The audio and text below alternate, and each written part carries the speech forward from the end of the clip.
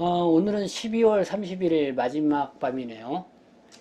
2019년 한 해 정말 어떻게 보냈는지 이렇게 차분히 또 이렇게 생각을 하면서 정리하는 그런 시간들을 갖는 분들이 많이 계실 거라고 생각이 듭니다. 저도 이 동포분들이 올 한 해는 어떻게 보냈을까 이렇게 궁금해서 요 며칠 전에 그 동포 단체인 정부 기안동포 총연합회의 박성규 회장님을 좀 만나서 이런저런 이야기를 나누었습니다. 그래서 뭐 2019년도에 뭐 한국 정부가 펼친 여러 가지 정책에 대해서 어떻게 생각을 하는지, 그 다음에 어떤 또 어려움들이 있는지, 그리고 또 한국 사회에 뭐 여러 가지 또 크고 작은 이슈들이 있었죠. 뭐 정치적으로도 관심을 많이 가질 만한 그런 이슈들이 있었는데, 이런 거에 대해서 이 동포분들은 어떤 시각에서 어떻게 생각을 하고 있는지 뭐 이런 얘기를 들어봤습니다. 박성규 회장님이 대림동에서 또 여러 가지 뭐 식당도 하시고 통신 사업도 하시고 이런 거 하기 때문에 제가 앞서 그 대림동 그 중국 동포 최대 상권을 이루고 있는 대림동에서 어떻게 생각하십니까? 라는 그런 내용으로 그 대림동의 주민이신 그 한민족 공동체의 김종석 대표님의 이야기를 실어서 전해드렸었는데요. 어떤 뭐 김종석 대표님은 어쨌든 대림동에 중국 동포들이 많이 와서 지역 경제가 많이 활성화가 되고, 그 다음에 최근에는 또 이제는 한국인들이 이 어떤 중국어와 중국 문화를 이해하기 위해서는 대림동을 찾는 분들이 많이 늘어나서 상당히 희망적이다, 이런 말씀을 해주셨습니다. 그런데 실제적으로 이 대림동에서 장사를 하시는 분들은 이 박성규 회장님의 이야기를 들어보니까 여러 가지 많이 좀 어려운 상황들이 많이 있다는 것 같습니다. 네, 그럼 박성규 회장님하고 나눈 이야기를 몇 가지 요약 정리해서 먼저 알려드리도록 하겠습니다. 첫 번째는 그 새해 계획에 대해서 들어봤는데요. 전국 기안동포 총연합회는 새해 5월 달에 동포 1세 어르신들을 위한 경로 대잔치를 준비하고 있다고 밝혔습니다. 동포들이 한국에 와서 정착해 사는데 이 동포 1세 어르신들에 대해서 그 감사하는 마음을 열자, 이런 취지인데요. 어느 해보다도 훨씬 그 큰 규모로 행사를 준비하고 있다고 말씀을 했고요. 그리고 대림이동 주민자치위원회하고 이 대림동에서도 이 큰 행사를 준비하고 있다는 이런 취지로 또 말씀을 했습니다. 그리고 두 번째는 그 2019년도 동포 관련 정책에 대해서 어떻게 생각하는지 들어봤는데요. 2019년 동포 정책과 관련해서 이 첫 번째는 이 건강보험료 문제가 끊임없이 여기에 대해서 보험료가 너무 세고 부담이 된다라는 의견이 다수다라는 의견을 주었고요. 또 여행비자로 들어온 중국인들 때문에 내국인도 그렇지만 동포들도 일자리를 잃고 있다라는 또 이런 지적을 했습니다. 요즘 여행비자로 들어오는 중국인들이 상당히 많은데요. 가리봉동, 대림동에서 많이 볼 수가 있습니다. 그 여행비자는 취업활동을 할 수 없는데 아마 건설 현장 등에서 낮은 인건비로 이렇게 중국인들을 사용할 수 있기 때문에 그 역량으로 중국 동포분들이 일자리를 찾는데 어려움이 많이 있다는 이런 그런 이야기입니다. 그래서 이런 부분에 대해서 정부가 단속과 이런 거를 좀 더 강화해 줘야 되지 않냐, 이런 목소리도 나오고 있다는 거고요. 세 번째 하두는 저는 불법 체류자 자진 신고제가 최근에 있었죠. 그래서 이 자진 신고제가 나오자마자 또 뭐 여러 가지 동포들 사이에서도 관심들이 많습니다. 특히 여행사, 행정사 이렇게 하시는 분들 자진 출국 수속을 밟아줄 테니까 뭐 150만 원이다, 뭐 300만 원이다 이렇게 비용을 내야 한다고 하면서 이 가격 경쟁도 치열하게 붙고 있다는 것인데요. 어쨌든 이게 또 최근에 대림동에서 보는 또 현상인 것 같습니다. 그리고 사회통합 프로그램 사전 신청과 관련돼서도 또 동포들의 우라통이 터지고 있다는 이야기가 나왔습니다. 이 사전평가 시험에 대해서 이 동포분들이 많이 관심을 갖고 있습니다. 그 재동포 체류 자격을 좀 부여받기 위해서 이 사전평가 시험을 치러야 되는데요.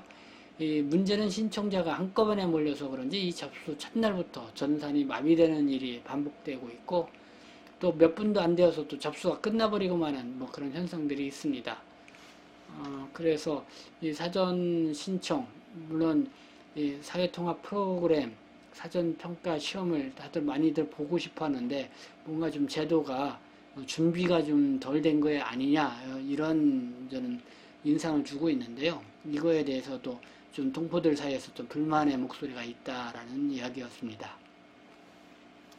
네, 어쨌든 2019년도에 지난 한 해 이 그 한국 정부의 이 동포와 밀접하게 관련이 되어 있는 뭐 정책들, 뭐 건강보험료라든가 또 여러 가지 사회 그 프로그램 이런 게들이 있어서 대체적으로 동포들의 평가는 낮은 것 같다는 것이 또 박성교 회장님의 의견이었습니다. 네, 좀 뭔가 확실하게 동포들의 마음을 뻥 뚫리게 해주는 그런 정책이 나와야 되는데요. 이 동포들에게 자꾸 돈을 쓰게 하면서 조금씩 이렇게 뭔가 이렇게 주는 듯한 그런 인상을 받는데, 또 2019년도에도 그런 인상을 너무 많이 받지 않나 하는 생각입니다. 그래서 어떤 동포들은 이 건강보험료와 관련돼서 앞서 보낸 댓글을 보니까 이 한국 정부가 동포들을 대상으로 이 재정이 어려우니까 착취를 하고 있다, 이런 표현까지 나오고 있는데요. 네, 좀 현실에 부합되는 그런 정책이 2020년도에는 좀 나왔으면 좋겠다는 생각을 가져봅니다. 근데 2020년대는 또 총선이 있죠. 4월 15일 날 제21대 국회의원을 뽑는 선거인데요.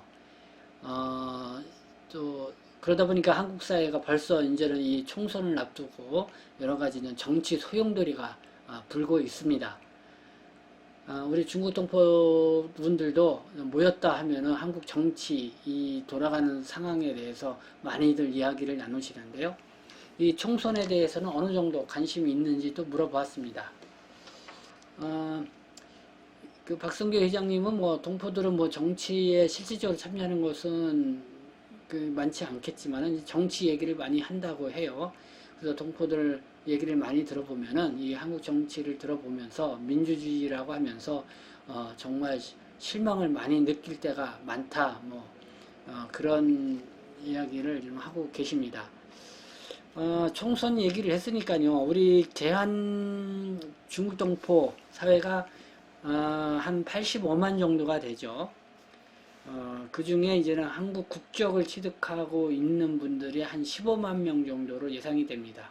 15만 명 정도가 이제 유권자로서 총선에서 선거에 참여할 수 있는 사람인데요. 적지 않은 수죠. 그렇기 때문에 정치권에서도 이 동포들에 대한 유권자들의 표심을 사기 위해서 관심을 많이 가질 텐데요. 정말 우리 동포들이 정말 동포들을 위해서 뭔가를 해줄 수 있는 그런 정당에, 그 다음에 그런 후보에게 제대로 이렇게 선거를 했으면 좋겠다는 생각이 듭니다. 그래서 좀 더 정치적으로도 동포들의 입지가 좀 높아지는 그런 계기가 되는 새해가 됐으면 좋겠다는 생각을 가져봅니다. 네 번째, 이 대림동 얘기, 아까 말씀을 드렸죠. 대림동 얘기. 대림동 얘기는 박성교 회장님의 말씀을 들어보니까 뭐 여러 가지로 중국 동포들이 많이 대림동에서 상권을 형성하고 있지만 어려움이 있다고 합니다. 그래서 그 얘기는 끝으로 한번 박성교 회장님의 그 육성으로 직접 들어보도록 하겠습니다. 대림동 관련돼서 예, 대림동이 어쨌든 중국 동포의 거의 중심지와 같은, 그렇죠. 아주 그렇게 하잖아요. 예. 지금 볼 때 좀 대림동에 있던 중국 동포 요 상권이라든가 어떤 이런 거 볼 때 좀 어떠세요? 지금 상권은 엄청 안 좋아요. 네. 상권에 지금 보게 되면 이제 우리가 이제 인건비는 올라가고 그리고 대림동 같은 데는 상권의 이 집세는 계속 올라가는 거예요. 그러고서는 이제 상인들의 소득은 줄어드는 거예요. 예. 그러니까 전반적으로 여기서 지금 상가를 운영하시는 분들이 좀 어려움이 있다 이런 평가를 많이 하시군요. 어렵죠, 지금. 어렵다. 예. 지금 건 40, 50%는 60%까지는 말은 못하겠지만 40, 50%는 가게 다 내놨어요. 이게 저도 이게 식당도 하고 있지만 이래 보게 되면 총적으로 소비자들이 돈을 못 벌었어요. 그러면 회장님 볼 때 대림동에 들어오는 동포들이 좀 늘어나는 게 아니라 이제 줄어든다는 쪽으로 보세요. 줄어든 줄어드는 쪽으로. 그렇죠. 많이 줄어들었죠. 그러면 회장님 주변에 대림동에서 있다가 뭐 다른 지역으로 이전하신 분들도 좀 계신가? 이쪽, 저 부천 쪽이라면 쪽으로. 예, 그쪽으로 많이 가잖아요. 이래 보게 되면 이제 다른 지역으로 가게 되면 어디 가서 일하나 일당은 다 같은데 네. 이제 여기 있게 되면 여기서 35만 원짜리 35만 원짜리게 되면 정말 부천에 35만 원짜리면 여기 55만 원짜리 집보다 더 좋은데.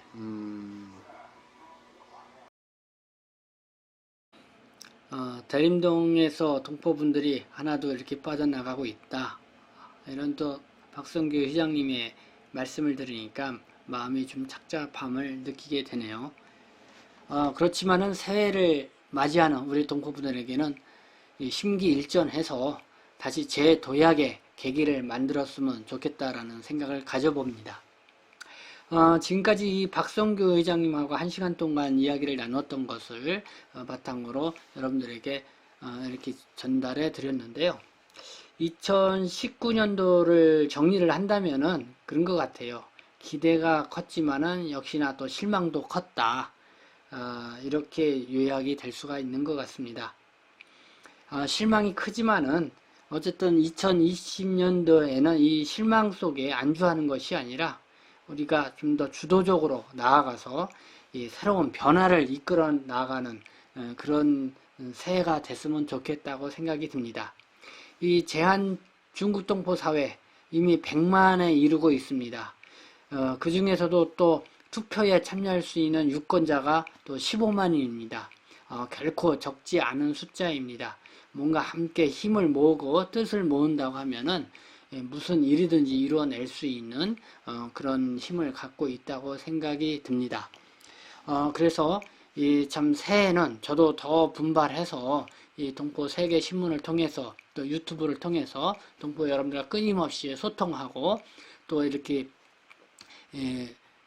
동포분들이 필요로 하는 내용들을 전하고 또 한국 사회와 동포 사회가 또 이렇게 서로 융합되어서 나갈 수 있는 그 길을 여는데 최선을 다하도록 하겠습니다. 동포 여러분들이나 우리 유튜브에 함께 해주시는 분도 좀 지켜봐 주시고 또 도움도 같이 도와주셨으면 좋겠습니다. 네, 저는 동포세계신문의 대표 편집국장 김영필이었습니다. 여러분 새해 복 많이 받으세요.